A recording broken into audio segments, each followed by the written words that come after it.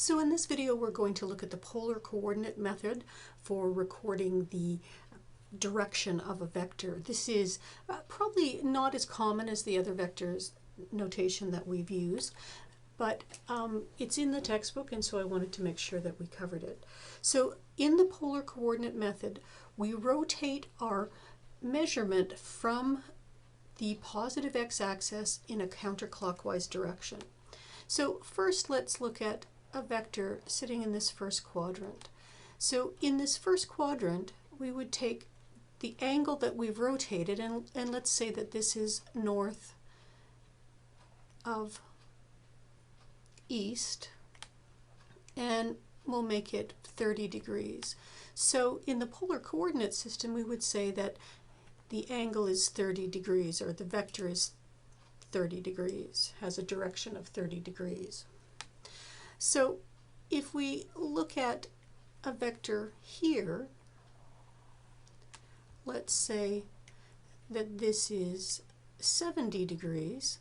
Well, again, we start from the positive x direction and we rotate to the vector. Now, we've rotated 90 degrees, and because we know the angle above and below the vector are complementary, this piece above is 20 degrees.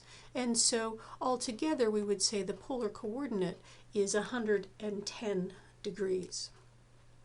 Let's do another example in the third quadrant.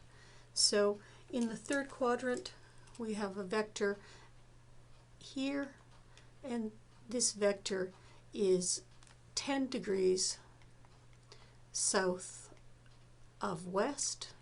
And so we've rotated 90, 180, and then 10 more degrees. And so the polar coordinate angle for this would be 190 degrees. Finally, if we do a vector in our last quadrant, let's have a vector here, and let's make this 25 degrees. So we've rotated 90 degrees, 180 degrees, 270 degrees, all the way up here. Because this is complementary, the piece down here, so we've gone 270, and we're adding to that 65. So we add 65, that gives us 335 degrees. So the polar coordinate designation here would be 335 degrees. That's the polar coordinate method.